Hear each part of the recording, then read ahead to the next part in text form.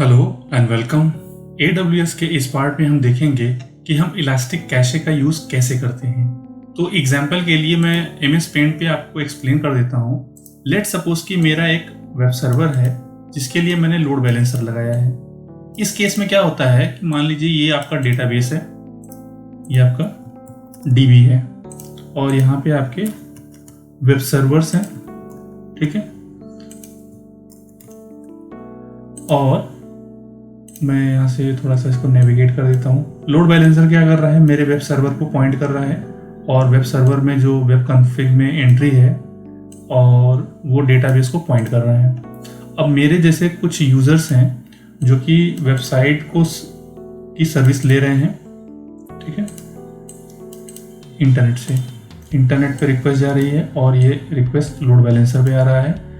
अब क्या हो रहा है कि जितनी रिक्वेस्ट आ रही है, हर रिक्वेस्ट के लिए जो भी रिक्वेस्ट आ रही है सब डेटाबेस पे जा रहा है और डेटाबेस में एग्जीक्यूशन हो रहा है।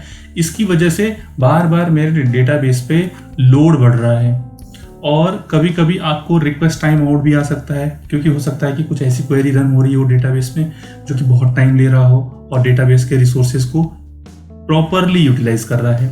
तो ऐसे केस में हम इलास्टिक कैशे का यूज़ कैसे करेंगे। बेसिकली होता क्या है, मैं यहाँ से थोड़ा सा इसको, ठीक है, इसको मैं थोड़ा सा ड्रॉ कर देता हूँ कि आप क्या करोगे, डेटाबेस और अपने वेब सर्वर के बीच में इलास्टिक कैशे का यूज़ करोगे। अब जो भी रिक्वेस्ट आएगी पहले मेरे इलास्टिक कैशे पे आएगा, इसके बाद वो डेटाबेस पे जाएगा। होता क्या है इलास्टिक कैशे का मतलब आप समझ रहे होगे कि कुछ कैशे कर रहा है। मान लीजिए कि मैंने एक रिक्वेस्ट भेजी, रिक्वेस्ट A, जिसको वेब सर्वर को सर्व करना है बट उसके पास कोई आंसर नहीं है, तो क्या करेगा, डेटाबेस से फेच करेगा। तो पहली बार में अगर कोई क्वेश्चन A का आंसर उसको ढूंढना है तो डेटाबेस में आएगा और अपने इलास्टिक कैशे में वो आंसर सेव कर लेगा। अगर सेम क्वेश्चन किसी और बंदे ने रैंडमली सर्च किया इंटरनेट पे, रिक्वेस्ट आई लोड बैलेंसर से किसी एक वेब सर्वर पे गया और वेब सर्वर से जो भी रिक्वेस्ट आएगी पहले वो इलास्टिक कैशे पे जाएगा और इलास्टिक कैशे पे अगर उसका आंसर रहेगा तो यहीं से इसको ये रिस्पॉन्स दे देगा और रिक्वेस्ट डेटाबेस पे आएगा ही नहीं, तो हमारे डेटाबेस पे बहुत कम लोड आएगा। इसका यूज़ हम करते हैं, इलास्टिक कैशे का यूज़ हम इसलिए करते हैं कि हमारे पास जो सर्च है, अगर उसका रिजल्ट कैशे में स्टोर है वो वहीं से ही सर्व कर देगा, डेटाबेस पे रिक्वेस्ट जाएगा ही नहीं। तो इसके लिए AWS ने दो टाइप का कैशे सर्विस प्रोवाइड किया है, एक मेम कैश और एक रेडिस कैश, ठीक है। तो चलते हैं, कोई भी एक कैश हम कॉन्फ़िगर कर लेते हैं, दोनों सिमिलर मेथड से कॉन्फ़िगर होते हैं।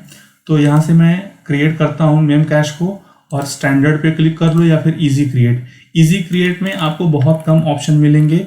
आपको यहाँ पे सिर्फ बताना पड़ेगा कि आप किस इन्वायरमेंट के लिए यूज़ करने वाले हो। यहाँ पे आपको प्रॉपरली मेमोरी और जो भी यहाँ पे कॉन्फ़िगरेशन है मेमोरी और यहाँ पे आपको नेटवर्क मिलेगा, वो सब प्री डिफाइंड है। आपको यूज़र नेम यहाँ पे कुछ यूज़र नेम नहीं, यहाँ पे आपको एक नेम प्रोवाइड करना होगा अपने क्लस्टर का और इसके बाद आप कनेक्टिविटी के लिए अपने सबनेट ग्रुप को यूज़ करोगे और अवेलेबिलिटी जोन्स यहाँ पे अवेलेबल हैं। इसके बाद यहाँ से क्रिएट कर दोगे।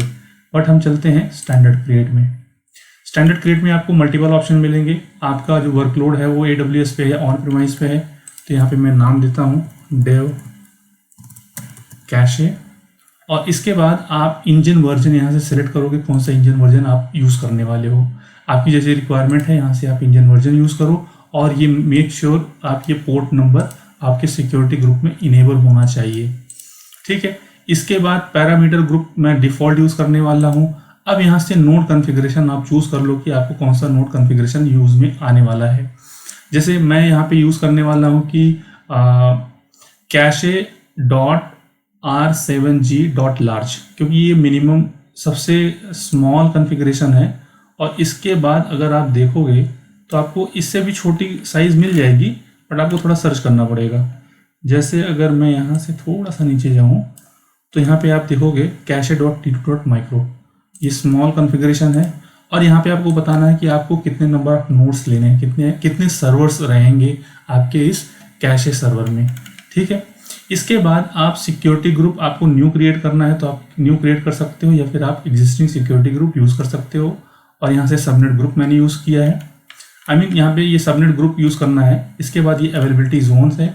अगर आप प्रेफर्ड देने वाले हो कि कुछ आपकी प्रेफरेंस है कि कोई एक पर्टिकुलर अवेलेबिलिटी जोन में आपको ये डिप्लॉय करना है, तो यहाँ से आप चूज़ कर लो। अगर आप नो प्रेफरेंस देते हो तो ये AWS आपके बिहाफ में चूज़ कर लेगा। नेक्स्ट ऑप्शन है कि अगर आप अपने नोड, मल्टीपल नोड्स हैं, तो आप इसको डिफरेंट अवेलेबिलिटी जोन्स में कॉन्फ़िगर करना चाहते हो तो आप ये ऑप्शन चूज़ कर लो। तो मैं यहाँ से स्पेसिफाई कर देता हूँ A1 को, और इसके बाद नेक्स्ट आता हूँ। इसके बाद यहाँ पे जो भी ऑप्शन है उसको एज इट इज़ रखना है, ठीक है। मुझे कोई मेंटेनेंस का यहाँ पे कुछ मेंशन नहीं करना है। इसके बाद नेक्स्ट आते हैं। अब यहाँ पे मुझे रिव्यू करना है अपने सारे ऑप्शंस को, और यहाँ से हमें अपना कैशे क्रिएट कर लेना है। ये थोड़ा सा टाइम लेगा। हमें क्या देना रहेगा, डिटेल्स। तो यहाँ पे आपको एक चीज़ मिलेगी, यहाँ पे कॉन्फ़िगरेशन एंड पॉइंट। यहाँ पे आपको एक एंड पॉइंट और उसके बाद पोर्ट नंबर रहेगा, ये आपको डेवलपर को देना है। डेवलपर अपने वेब कॉन्फ़िग फाइल में या फिर किसी भी एप्लीकेशन की वेब कॉन्फ़िग फाइल में उसको मेंशन करेगा। हमारा काम सिर्फ यहीं तक है। इसके साथ ही आपको क्या ध्यान देना है कि यहाँ पे जो अपडेट स्टेटस है ये अप टू डेट है। इस पर कभी भी अपडेट आएगा तो यहाँ पे आपको पता चलेगा कि अपडेट्स आया है। आपको डेली बेसिस पे वेरीफाई करना है या वीकली करना है, आप कर सकते हो। अगर अपडेट्स आएगा तो आप यहाँ से इसका इंस्टॉलेशन आप क्लिक करके कर सकते हो। तो ये था हमारा आज का लैब, जो कि था इलास्टिक कैशे पे बेस्ड था। अभी ये क्रिएटिंग में है। अगर मैं इसका ऑप्शन में जाऊं तो यहाँ से आप मैट्रिक्स देख सकते हो। एक्शन में इसको रिबूट, डिलीट, मॉडिफाई भी कर सकते हो। साइज अगर आपको चेंज करनी है, ये सारी एक्टिविटीज़ आप यहाँ से कर सकते हो। मैं थोड़ा सा वेट कर लेता हूँ कि जब ये क्रिएट हो जाएगा तो हम वापस आएंगे। ऑलराइट, सो कॉन्फ़िगरेशन हमारा ऑलमोस्ट रेडी है, बट अभी भी ये स्टेटस अभी क्रिएटिंग में है। तो जो हमें एंड पॉइंट मिलना था वो यहाँ पे मिल चुका है। आपको ये कॉपी करना है और अपने डेवलपर टीम के साथ शेयर करना है। मैट्रिक्स में आप आकर के यहाँ से इनकी जो भी मॉनिटरिंग्स हैं, यहाँ से अपने इलास्टिक कैशे को मॉनिटर कर सकते हो। ये अभी क्रिएटिंग ये स्टेटस में है, तो थोड़ा सा टाइम लेगा ये मैट्रिक्स दिखाने में। क्या हो गया? ठीक है, मैं इसको रिफ्रेश कर लेता हूँ। ठीक है, रिफ्रेश करने के बाद फिर से आते हैं यहाँ पे मैट्रिक्स में।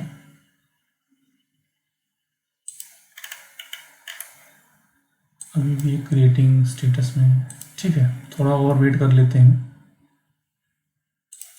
और ये हमारा कैशे रेडी है, अवेलेबल स्टेट में है। जोन बता रहा है, यहाँ पे नोड टाइप बता रहा है, इंजन वर्जन, कितने नोड्स हैं और ये कब क्रिएट हुआ है। कैशे में चलते हैं और यहाँ से आप देख सकते हो आपका जो ये एंड पॉइंट कॉन्फ़िगरेशन है, नोड्स हैं, ये सारी इंफॉर्मेशन आपको यहाँ से मिल रही है। और ये नोड का नाम क्या है, ठीक है। और इसके साथ ही साथ हम आते हैं मैट्रिक्स में।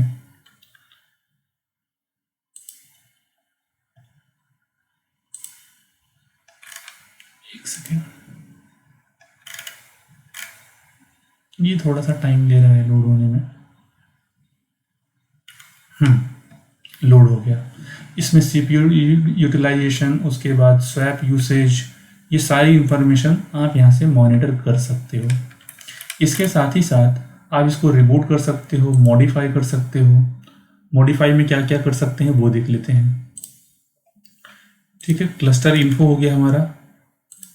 इसके साथ ही साथ आपको अगर मॉडिफाई करना है कुछ अवेलेबिलिटी जोन्स में, वो आप कर सकते हो। अगर आपके पास कोई सिक्योरिटी ग्रुप आपने अटैच नहीं किया है तो आप इसको बाद में अपना सिक्योरिटी ग्रुप अटैच कर सकते हो। जब हमने इसको क्रिएट किया था कैशे को, तो हमने सिक्योरिटी ग्रुप अटैच नहीं किया था। मेंटेनेंस आप कब रखने वाले हो, बाय डिफ़ॉल्ट हमने कोई मेंटेनेंस नहीं दिया था, बाय डिफ़ॉल्ट इसने ऑटोमेटिक चूज़ कर लिया है। तो इतनी सारी चीज़ें आप चेंज कर सकते हो। इसके अलावा आप कुछ भी चेंज नहीं कर सकते। ठीक है, इसके बाद हम आते हैं अपने कैशे में फिर से, और इसके बाद आप यहाँ से इसको कर सकते हो डिलीट। तो हम करते हैं इसको डिलीट। तो मुझे यहाँ पे नाम देना होगा। तो मेक श्योर कि आप ये डिलीट ऑपरेशन तब परफॉर्म करो जब आपका सारा काम हो जाए। तो ये हमारा लैब है, सिर्फ टेस्टिंग पर्पस के लिए हम यूज़ कर रहे हैं, इसलिए मैं इसको कर रहा हूँ डिलीट। और यहाँ से आपको स्टेटस दिखेगा। ये डिलीटिंग। तो ये था हमारा एक छोटा सा लैब जो कि बेस्ड था इलास्टिक कैशे में, और आई थिंक आपको ये समझ आया होगा कि इलास्टिक कैशे हम क्यों यूज़ करते हैं। तो इस वीडियो में फ़िलहाल इतना ही। Thanks for watching.